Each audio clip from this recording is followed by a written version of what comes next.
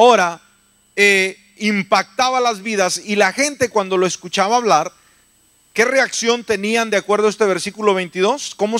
¿Qué le sucedía a la gente? Se asombraban de su enseñanza. Ahora, ¿por qué quedaban impactados de la enseñanza?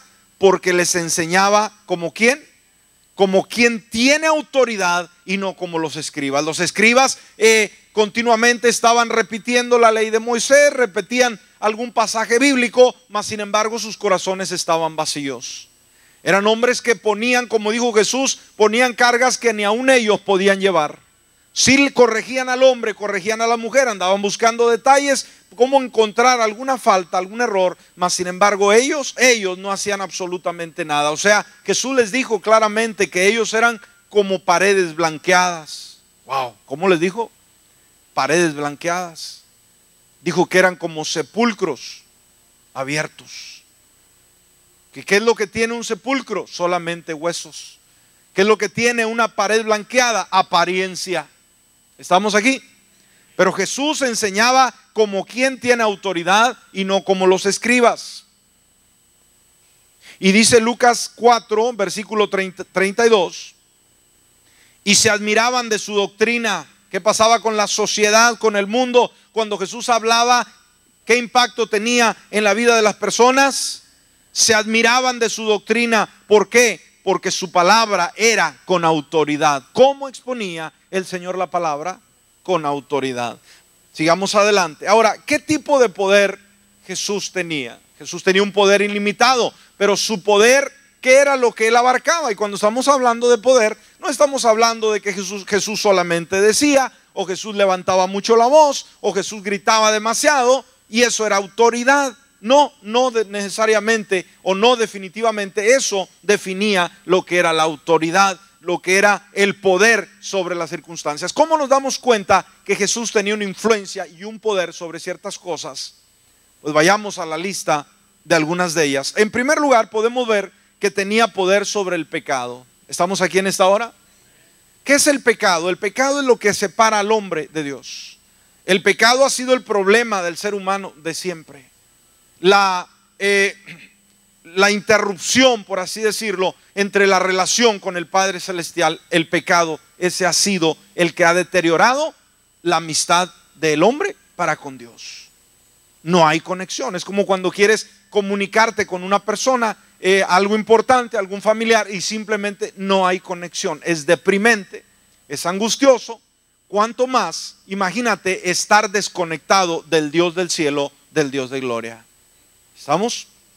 Entonces, el problema del pecado tenía que ser tratado, tenía que buscársele una solución, y Jesús vino a ser la solución para el pecado. ¿Alguien puede decir amén en esta hora? Jesús vino a ser la solución para el pecado, y Jesús es la solución para el pecado en el día de hoy, para el pecador, para la sociedad, para el mundo entero. Por eso no te detengas, no te calles de andar diciéndole al mundo, de andar diciéndole al compañero de trabajo, al familiar, aquella persona con la que convives, que el problema del hombre es el pecado, pero Jesucristo es la solución a ese pecado. Amén. No se tiene que vivir bajo el pecado. Ahora vamos a ver, Jesús, cuando anduvo en su ministerio terrenal, algo que los escribas y los fariseos apuntaban tremendamente era el hecho de que él tenía una autoridad para perdonar pecados. Ahora ellos sabían que el único que tenía poder para perdonar pecados era Dios, y no podían concebir que Jesucristo, un rabí, un maestro, alguien que simplemente surgió, como ellos pensaron, de la nada, aunque Jesús provenía de Dios.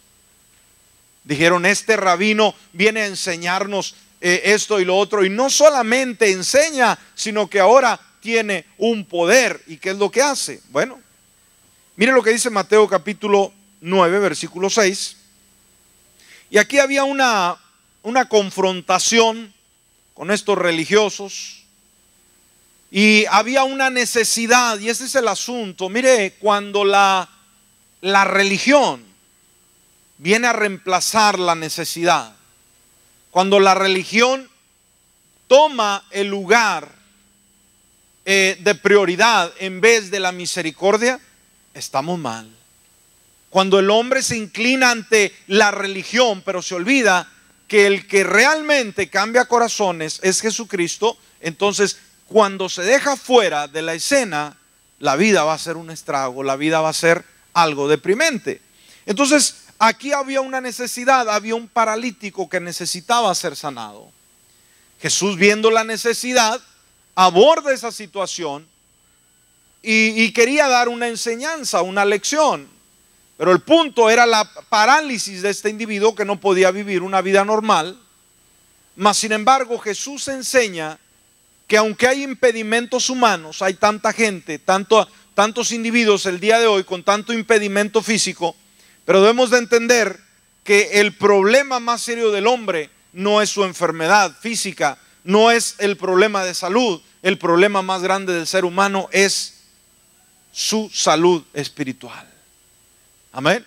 Ese es el problema más serio del hombre. Pero ahí entra el dilema. Entonces Jesús, viendo la mentalidad de estos individuos, Él quiso dar esa lección. Y dice, pues, para que sepáis que el Hijo del Hombre, y ahí definitivamente declaró quién era Él, hermanos, el poder que Él tenía. Amén. Nos emociona que servimos a un Cristo de poder, no un Cristo flaco, un Cristo débil, un Cristo que se anda desmayando solo. Aleluya.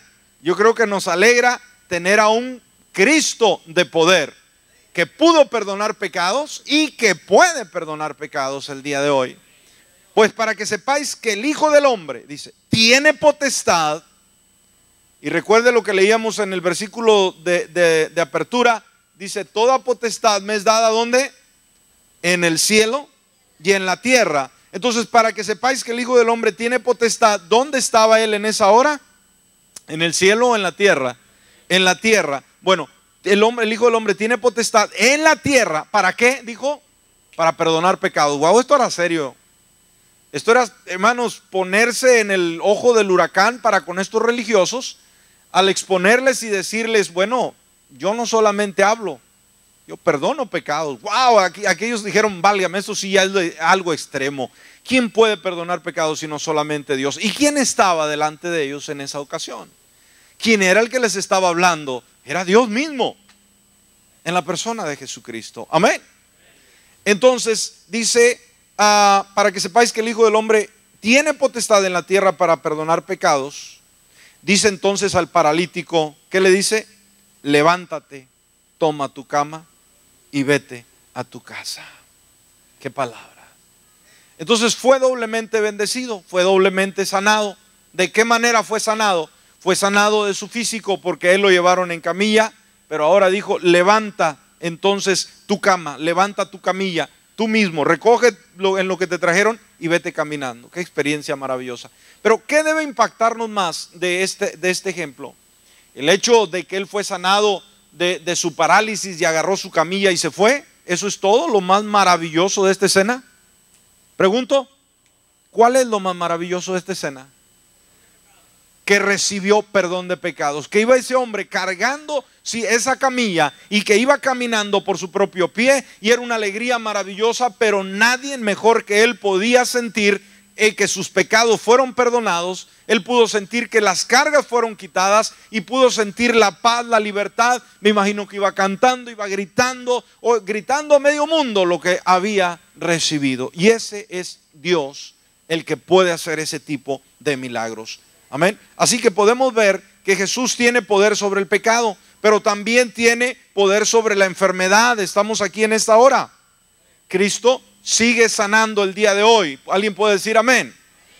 El día de hoy el Señor Jesús todavía sana al enfermo. Él todavía se especializa en tocar el cuerpo y quitar las enfermedades. En Mateo capítulo 8 versículo 16, Mateo 8, 16 dice la palabra: y cuando llegó la noche.